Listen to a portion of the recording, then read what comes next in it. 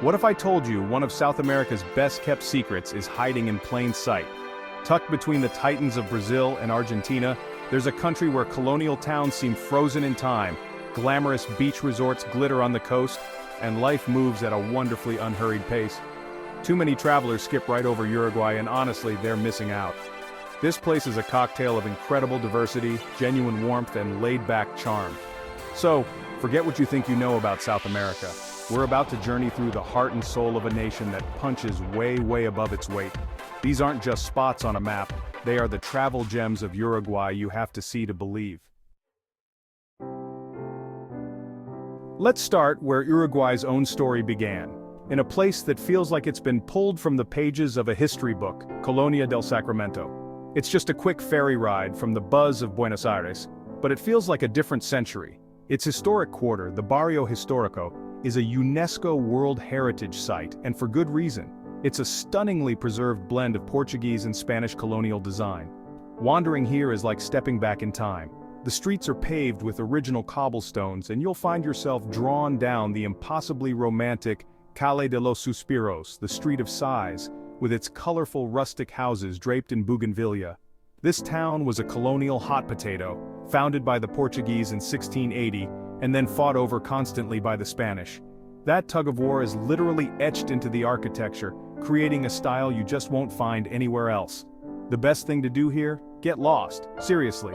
Discover hidden plazas, pop into little artisan shops, and find a quaint cafe to just sit and watch the world go by.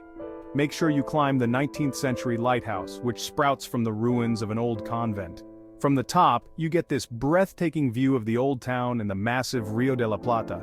On a clear day, you can even spot the skyline of Buenos Aires shimmering across the water. And as the sun sets, do as the locals do. Find a spot on the waterfront and applaud. It's a beloved tradition and the perfect introduction to the soulful, easygoing rhythm of Uruguay. Alright, from the quiet charm of Colonia, we're heading to the nation's vibrant, beating heart, Montevideo. If Colonia is the historic jewel, Montevideo is Uruguay's cultural soul. It's a city of wonderful contradictions, where grand European-style buildings meet a relaxed, beach town vibe. A great place to start is Plaza Independencia, the city's main square, which divides the old town from the new.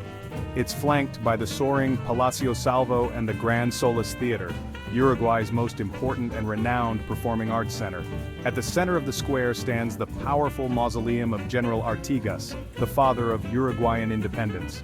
Pass through the old city gate, the Puerta de la Ciudadela, and you're in the Ciudad Vieja, or Old Town.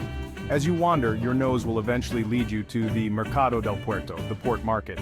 And let me tell you, this isn't just a market, it's a temple to Uruguayan barbecue, the asado. The air is thick with the heavenly smell of sizzling meat cooking over open flame grills. Grab a stool at a bustling counter, order a juicy steak and a glass of local Tanat wine, and just soak it all in. It's an experience that's pure Uruguay. But the real soul of Montevideo lives on the Rambla. This coastal promenade stretches for over 22 kilometers, and it's basically the city's shared backyard. It's where people from all walks of life come to walk, cycle, fish, and most importantly, share mate. You'll see this traditional herbal tea everywhere, with locals carrying their gourds and thermoses with an almost religious devotion. The Rambla isn't just a sidewalk, it's a way of life. Okay, we're only halfway through our trip, and I'm already hooked on this country. If you're feeling the charm of Uruguay, hit that like button to let me know. I'm curious, which would you visit first? The historic cobblestone streets of Colonia or the vibrant energy of Montevideo? Drop your pick in the comments below. We're heading east along the coast to a place with a totally different energy. Get ready for glamour, because we've arrived in Punta del Este, the so-called Saint-Tropez of South America. In the summer months, from December to March, this place is buzzing. It's a magnet for celebrities, yachters, and sun worshippers from all over the world. Punta del Este is all about its beaches. On one side of the peninsula you have Playa Brava, the brave beach, with powerful Atlantic waves that are perfect for surfing. This is where you'll find one of Uruguay's most famous landmarks, La Mano, or the Hand, a giant sculpture of 5 fingers rising from the sand. It's an iconic photo op, especially at sunrise. On the other side is Playa Mansa, the tame beach, with calm waters ideal for a lazy day of sunbathing. But there's more to Punta than just sand and sea. The harbor is packed with stunning yachts, and the city is famous for its chic restaurants, designer shops, and a nightlife that kicks on until dawn. For a dose of pure magic, you have to visit Casa Pueblo. Perched on a cliff in nearby Punta Balena, it's a dazzling, surrealist white building that's a hotel, museum, and sculpture all in one, hand-built by the artist Carlos Paez Vilaro. The sunset ceremony here, where a poem by the artist is played as the sun goes down, is something you will never forget.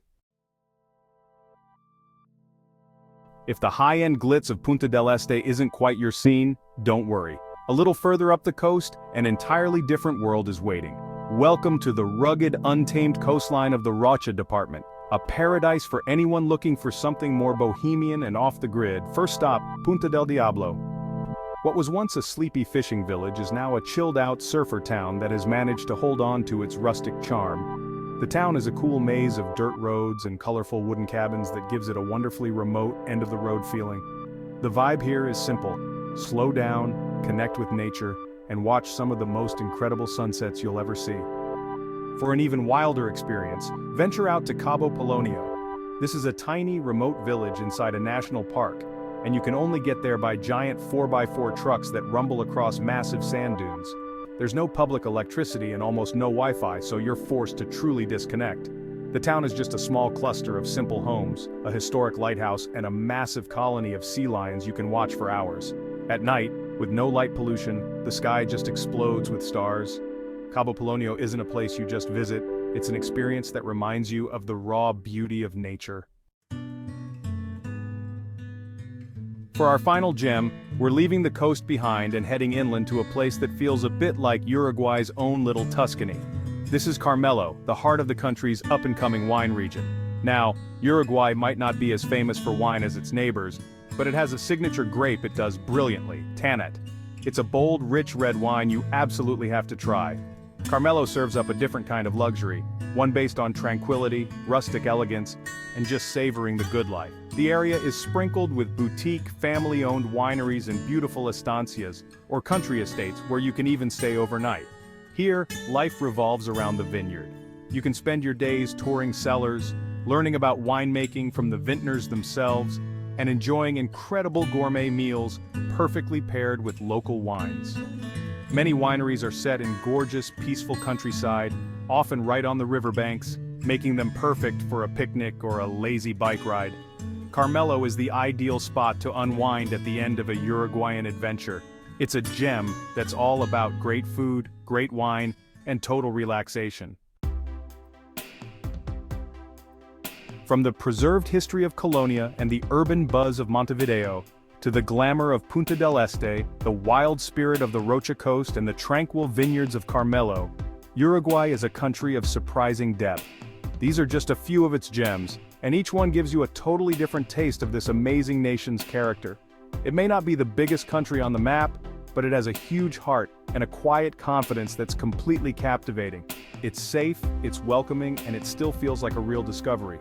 So if you're looking for a trip that will surprise and delight you, Uruguay is waiting.